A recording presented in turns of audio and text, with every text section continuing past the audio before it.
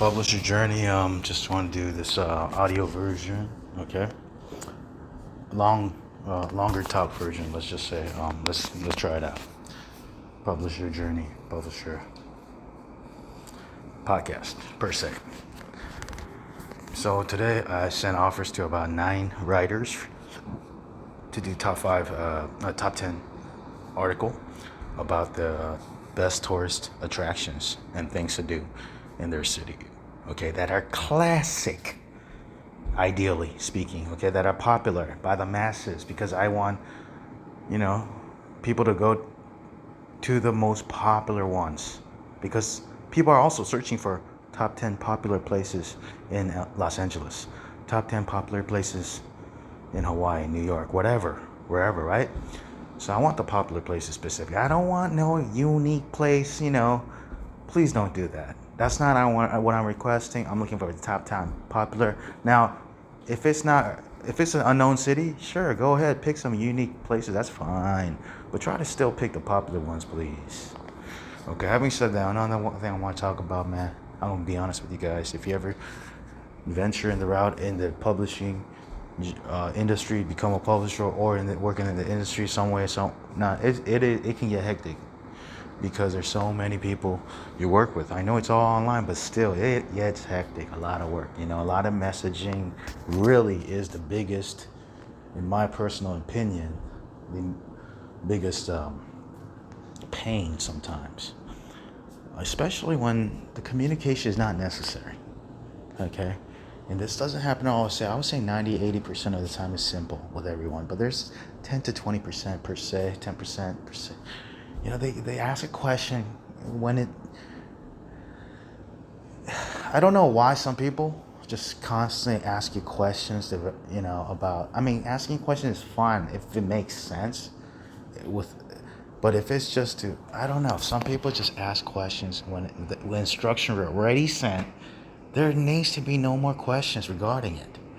Okay, especially when 99% of people don't ask questions about this, to be honest with you. Okay, so that gives me the biggest headache, and it's still a challenge for me to kind of filter out the people who are easy to work with and people, maybe a little bit more difficult to work with. However, I am willing to work with everyone at least one time and wait for the book quality. If the book quality gets 5 stars, 10 plus reviews, verified purchases organically, naturally, per se, within a year or less or whatnot, then you know what? I may consider working again, possibly. Okay, but it's just still 50-50. Okay, only then I will consider working with them. If they have a 5-star book that gets 10 plus reviews and whatnot. If not, I'm sorry, but it's been great working with everyone. But I like to work on one-time projects with everyone most of the time. I'm going to be honest, that's how it works. And you know what? Vice versa too. They want to work with me one-time project because I am a publisher. That's something that they don't have, or they don't have a skill set. They don't know how to do it. They don't even want to do it. Okay? It's too much research and time and money and energy spending to try to figure out how to self-publish, even for beginners, okay?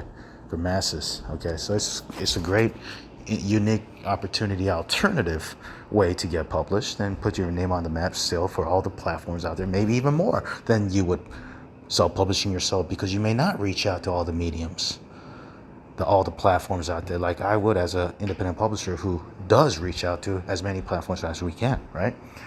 So it's a win-win-win situation. So I'm still looking for, the greatest thing I feel as a publisher, that the little bits of joys I get is, when I see a fantastic product at the end of the day. Sure, it's great to discover a great cover letter answer, but honestly, more than that is proof the product was great and satisfied by so many other readers, 10 plus readers out there, verified readers who loved it, got a lot out of it. Then you know what? Then I appreciate the writer even more later on, and it's more natural and genuine. It's not based on pay. It's like, everyone got paid the same, but you know what? Wow, I appreciate that writer even more now. Later on, they were right. They were the real deal. And sometimes it was interesting is some of them did not have the most detailed cover letter answers in the beginning, but when I did question and ask them, for some people I remember, the product did come out great, 5 stars. you know. Anyways, yeah, so I'm going through some situations right now where we're up to publishing about 3 books, city travel guides, this month, okay? And there's more other books, additional books after the 3, actually. Maybe 4 or 5 total this month, within a month or 2. It's crazy. It's coming along because in the past, you can, if with the analogy of sowing seeds, I was sowing the seeds in the past months, daily throughout this entire year, actually.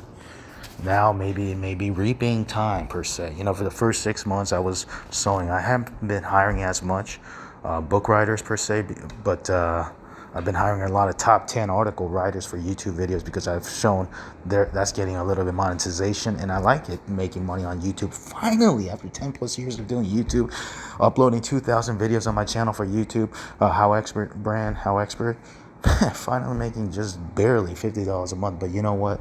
It's better than nothing. You know what? And it's giving me the analysis and the revenue YouTube Studio app. It taught me, whoa, I'm getting the majority of money from top 10 videos. So let's continue. Rinse and repeat. What works? Step 1 of internet marketing. Try out everything. Step 2, analyze the results. Right? Step 3, analyze the results to see what's working. Step 3 is to focus on what works and go all in. Okay, step 2 is to analyze what's working, and step 3 is to focus on what's working and go all in and focus on what's working. So for YouTube, I'm doing top 10 articles turning into YouTube videos, thanks to working with my team, video design and video creation, production as well. A lot of stuff, man, thumbnails, etc. with my design. Shout out to my designer out there. Appreciate you. And our whole team out there, virtual assistants, formatting, drafting, editing, everyone. Okay, having said that, advertising too. There's a lot of stuff in publishing. It's a non-stop thing. As a publisher, you're kind of like the composer. If you go to opera, the composer is not necessarily playing the specific instruments, right?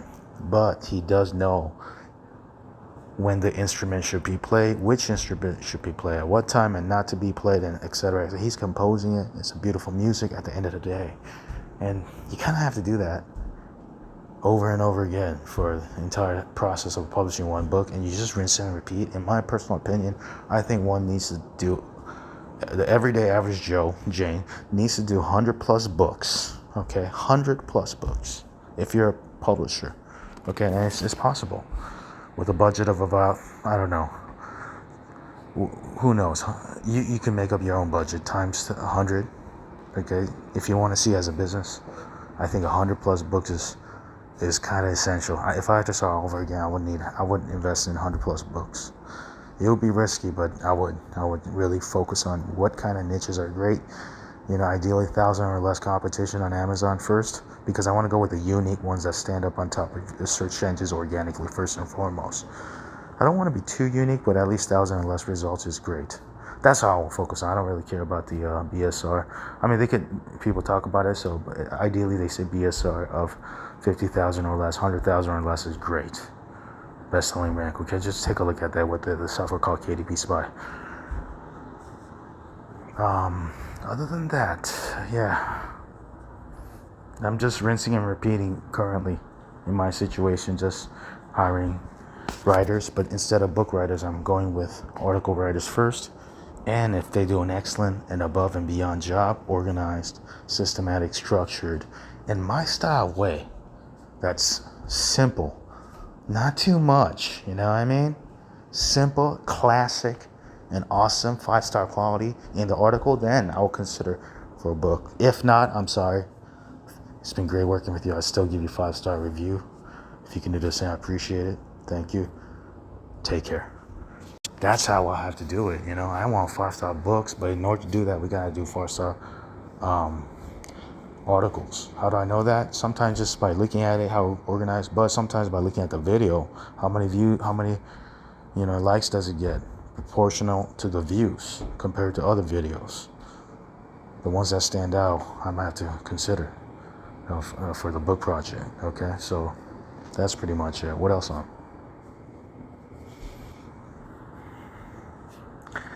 just dipping my toes, little testing for Shopify and Facebook ads. But right now we don't have time for that because we got to really focus on the books that are coming in, which are bread and butter. Okay, for my publishing brand, HowExpert. Okay, our publishing business, bread and butter is hiring and publishing, and advertising. Is an extra butter, advertising. That's important too.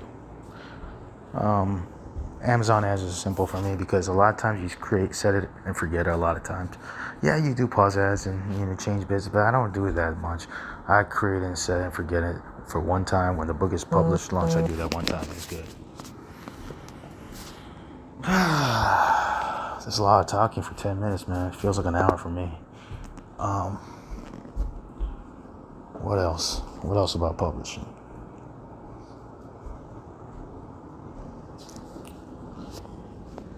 Enjoy the journey, I guess. That's what they always say, right?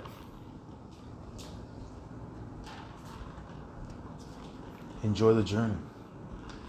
A lot of times, sometimes we forget to enjoy the journey, including myself, because we got so much work to do, man. People are waiting to get paid. I got 3 writers who finish within a week. I paid 2 of them. I got to finish on the 3rd one now. Okay? I will get to you. Thank you, sir. Okay, I'm going to get to you, by the way. Just give me a couple more days, okay? We're good. We're going to get there. End of the week for sure. Okay? I'm going to pay. But the thing is, for the writers, by the way, the reason it takes a little time is we got to check on Grammarly. We got to look for plagiarism. If it's over 10% or above, we're going to ask you, hey, can you fix this? If it's way above, we can't even accept it. We won't even use it if it's like 50% or whatever. We won't even use it. We had an instance where one writer, we won't go into detail. But basically, what happened one instance, the project came out to 40% plagiarism. I had to be adamant and say, you have to fix this. It went down all the way down to 5%, 4%-ish. Drastically changed, okay? But I had to ask 2 separate times. And they were pretty annoyed, I could tell. But I was too. Because we needed 5-star books. And guess what? That book became a 5-star quality book. That's what we're talking about. 5-star quality, man. So, man, that's a Grammarly premium test is absolutely essential, I would say, for the everyday average Joe who's not an expert editor like myself, right? It's okay. Just get Grammarly. It's a software company. They're investing so much. I'm sure improving the software every day. Okay, every year. This is fantastic software. It's a fantastic experience. What I generally look for is just change about 80% of the time, 90% of the suggestions they say. That's what I say, and it has to make sense. Okay, but the human touch, because 10%, 20%, sometimes they're wrong. Don't always follow that ratio, but generally speaking, if the computer is wrong, then don't change it. Don't do the suggestions that Grammarly says. But I want a human to check it from beginning to end of the book and get that edited. And usually it comes out to 99 score, the score of the writing score. So it has the best reading experience for the reader as well as the listener for audiobooks. Yeah, that's it, man. Why is it 5 stars so important? Because 5 stars is essential, needed.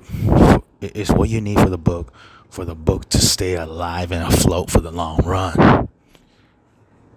It's like you're in the ocean and you have this raft, right?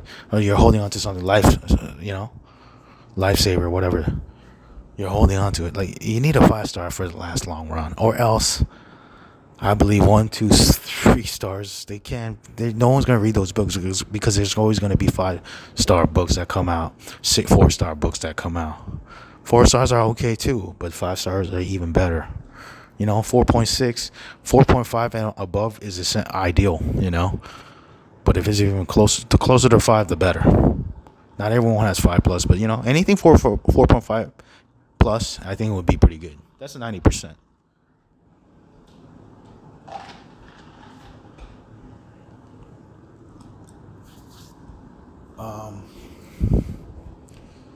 Other than that,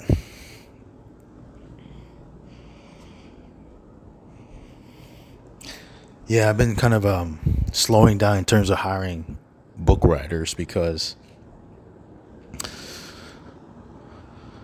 book writers, I'll be honest, because we're getting a lot of books being published And every time I publish a book, I have to pay the writers, right? Which is great, But, I don't have unlimited funds. So I gotta kind of be more, that's when I become more aware of the hiring. Oh, I gotta be a little bit more pickier, you know, because, I can't just, I, I don't want to hire myself, you know, hire. So, and sometimes I get in a zone of trying to hire so many people, and sometimes for books, and it ends up kind of like, I don't know. Sometimes I regret it because the books don't come out 5 stars. You know what I mean? So just for your own sanity as a publisher too, or anyone working in the publishing industry, it's just more helps you, stay sane. Stay sane, kind of. I would say a little bit fulfilled and happy and okay, at peace. If you have a higher quality book, because if it's lower, it just don't feel. It just overall, you think about it sometimes, and you get it could, it may not just. Yeah, you don't want to think about it either, right? Anyhow. But it's all learning because I have plenty of low star rated books. That's plenty of learning too. But it's just like, especially after you're a publisher long run, you should be better at hiring. Okay, high quality writing. Don't get in. What I'm saying is don't get sucked into hiring just to hire because you didn't hire someone that day, or for whatever reason because you felt bad for the freelancer. Okay? Okay? Don't do that. It's not good at the end of the day. It's not good for the brand. It's not good for the readers, and it's also not good for the writer because their name, it's not branded right. With low rating. What else?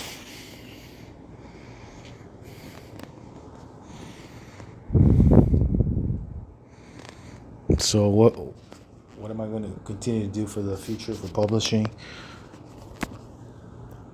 What are my thoughts for the just continuing on? I think for right now it's just rinse and repeat. Just be consistent. Be consistent in what's working. I think that's what I need to do right now. Be efficient. And focus on what's working and do more of that per se. Or at least not do more of it. At least just be consistent with it. Be aware of that first and foremost.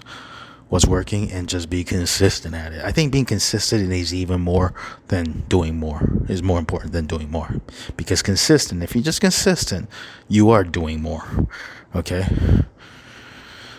Essentially. So, and it's hard to be consistent sometimes with so much stuff out there, information out there, but find something that works and be consistent and keep at it and persevere. Okay? That's it for right now. Thanks for listening.